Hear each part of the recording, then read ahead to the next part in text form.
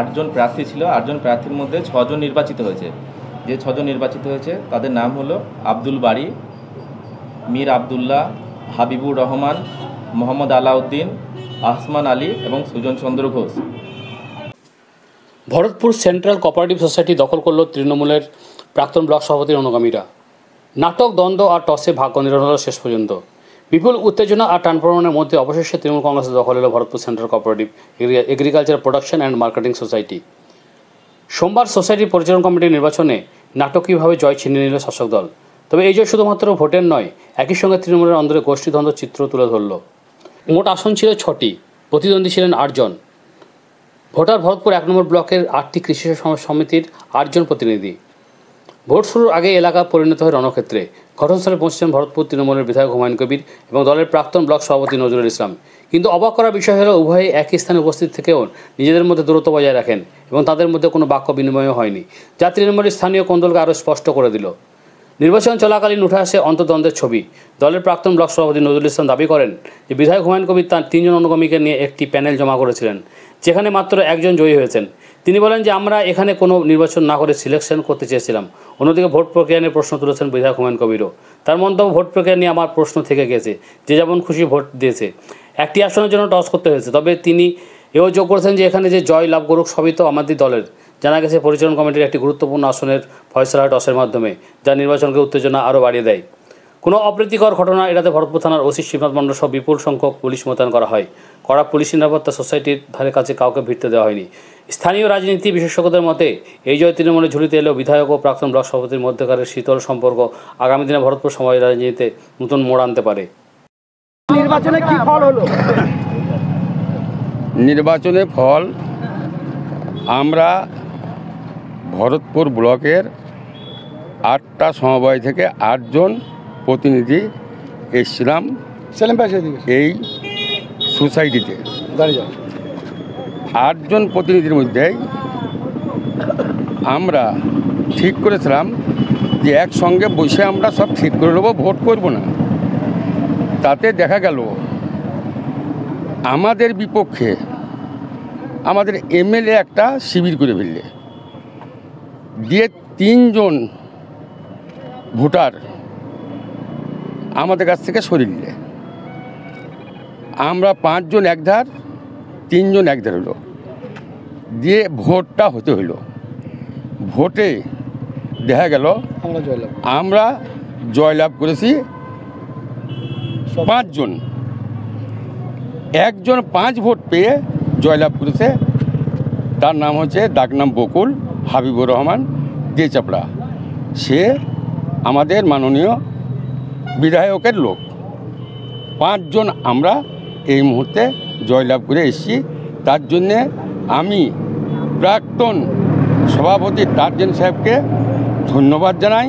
তার সাথে প্রধান আমাদের যত কর্মী আছে আর কি, মেম্বার, সবাইকে আমি ধন্যবাদ জানিয়ে আমি শেষ করব। আচ্ছা, এই যে বললেন যে বিধায়ক অনুগামী 2 ভাগে ভাগ হয়ে গেল, তো এটা কি আবার সেই গোষ্ঠীকোন্দলকে কিছু উস্কানি? গোষ্ঠীকোন্দল কিচ্ছু না, এইটা তো হইলো। এইটা কিন্তু এই জায়গাটায় কিন্তু আমি মনে করলাম যে এই জায়গাটায় গোষ্ঠীকোন্দল হলো। আমরা যেটা চেয়েছিলাম যে 8 জন এক হয়ে আমরা ঠিক করবো, কিন্তু সেটা গোষ্ঠী হয়ে গেল। সেটা বিধায়কের একটা পক্ষ হয়ে গেল, আমাদের প্রাক্তন সভাপতি তার একটা পক্ষ হয়ে গেল। কিন্তু আগামী দিনে বিধানসভা ভোট, এটা কি প্রভাব পড়বে? ইফেক্ট পড়বে কি পড়বে না সেটা দেখা যাবে সেই সময় আসতে দিন, দেখা যাবে তখন। যদি আবার মাননীয় হুমায়ুন কবির প্রার্থী হয় তাহলে কি মনে করছেন? ওই তো বললাম, আসতে দিন, দেখা যাবে তখন। আপনাদের এই পরিচালন সমিতি কাজ কতটা করবে আগের পরিচালন সমিতি? এখানে কিছুই নেই। এখানে এসি আমাদের যারা ঊর্ধ্বতনের কর্তৃপক্ষ বলতে আমাদের ডেভিড সরকার জেলার প্রেসিডেন্ট, তিনি যদি এখানে সহযোগিতা করে তাহলে এই মরা জায়গা জ্যান্ত হতে পারে, তাছাড়া কিন্তু হবে না। ঠিক আছে, কিচ্ছু নাই এখানে। ভরতপুর সমবায় সমিতিতে নির্বাচন, এই নির্বাচন নিয়ে কি প্রতিক্রিয়া আপনার? দেখুন, আজকে আমাদের যে সেন্ট্রালি সমবায় সমিতি ভরতপুর, সেখানে একটা নির্বাচন ছিল। এর আগে আমাদের 8টা অঞ্চলের যে 8টা সমবায় ছিল, 8টাতে আমরা জয়লাভ করেছিলাম। সেখানে দীর্ঘদিন সিপিএমদের একটা ঘুঘুর বাসা ছিল, সেটা ভেঙে 8টা জায়গা থেকে আমাদের ওখানে সভাপতি সেক্রেটারি সব নির্বাচিত হয়েছিল এবং সেন্ট্রালি এখানে যে কোঅপারেটিভের সোসাইটি যে নির্বাচনটা আজকে ছিল, তো সেখানে 8টা সমবায় থেকে 8 জন প্রতিনিধি আমাদের এখানে পাঠানো হয়েছিল। কিন্তু আমরা যেহেতু 8টাই আমাদের তৃণমূলের ছিল, আমরা চেয়েছিলাম যে আমরা বসে কোনো রকম নির্বাচনে না গিয়ে আমরা কিন্তু এখানে সমবায়টা নিজেদের মতো করে গঠন করব আর কি।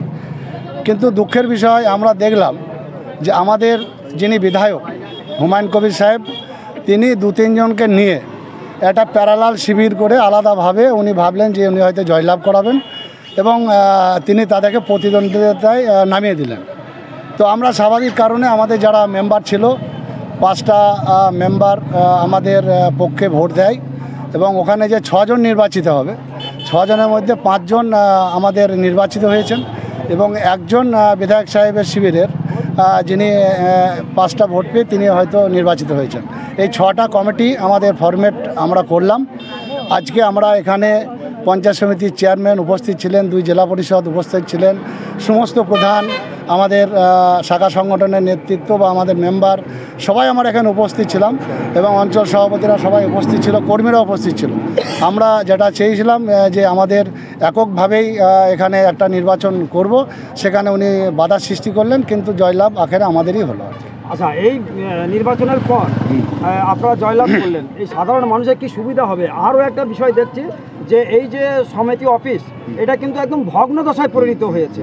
কি পদক্ষেপ নিচ্ছেন আগামী দিনে আপনার নতুন ভোট? দেখুন, এই যে সমবায় দীর্ঘদিন অকেজি হয়ে পড়ে আছে, তো আমরা এটা যাতে বাঁচানো যায়, কিন্তু সেন্ট্রালি এখানে একটা সমবায়, এই সমবায়টা যাতে বহু কৃষক যাতে উপকৃত হয়, সেই জন্য আমরা আমাদের জেলা সভাপতি অপূর্ব সরকারকে অনুরোধ করব যে এই সমবায়টা বাঁচাবার জন্য, যেহেতু আমাদের সবাই কমিটি আমাদেরই লোক এলো, এই সমবায়টা আগামী দিন যাতে মানুষের কল্যাণে নিয়োজিত হয় এবং কৃষকরা যাতে তাদের বেনিফিট পায়, সেই জন্য জেলা সভাপতিকে আমরা অনুরোধ করে এই সমবায়টাকে আমরা বাঁচানোর একটা চেষ্টা বা প্রয়াস আমরা অবশ্যই করব। দীর্ঘদিন বন্ধ হয়ে আছে এটা। বিধায়ক অনুগামী যে সদস্যরা এখানে ছিলেন, আপনারা বললেন যে 2 ভাগে বিভক্ত হয়েছিল, তারা কি প্রাধান্য পাবে? দেখুন, সমবায়ে আমরা যারা কৃষক তাদেরকে প্রাধান্য দেবো, কে অনুগামী এ প্রাধান্য আমরা কাউকে দিতে যাব না। আমাদের যারা নতুন ভোটে এসছেন, আমি সকলকে অনুরোধ করব যে কৃষকের স্বার্থ যাতে সুরক্ষিত হয় এবং সমস্ত, যেহেতু এই জায়গাটা দীর্ঘদিন বন্ধ হয়ে আছে, তা সেটা চালু করে কৃষকের সুবিধার্থে যারা কৃষক, সে যে দলেরই হবে, তাদেরকে আমরা সুবিধা পাই দেবো, এটা আমাদের প্রয়াস থাকবে। আপনাদের এই পরিচালনা সমিতিতে নতুন সদস্য সংগ্রহের কি স্বচ্ছতা আসবে?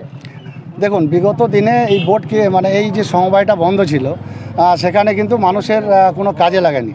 তো আমাদের যারা আমরা নির্বাচিত করে নিয়ে আসলাম, আমি আশা রাখছি এরা সুন্দরভাবে স্বচ্ছভাবে এই সমবায়টা পরিচালনা করবে। তাকে সহযোগিতা করার জন্য আমাদের যা যা করণীয় দরকার, আমরা সেই কাজটা অবশ্যই করব। সমবায় যে নির্বাচন প্রক্রিয়া, তার ফলাফল কী? আজকে এই সমবায় নির্বাচনে টোটাল আপনার 8 জন প্রার্থী ছিল। 8 জন প্রার্থীর মধ্যে 6 জন নির্বাচিত হয়েছে।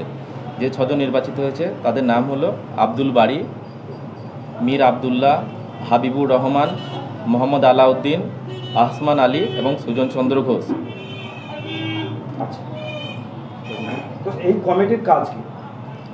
এই কমিটি এখন আজকে গঠন হয়েছে, এরপরে আবার চিঠি নোটিশ ইস্যু করা হবে, তখন সেক্রেটারি চেয়ারম্যান নির্বাচন হবে।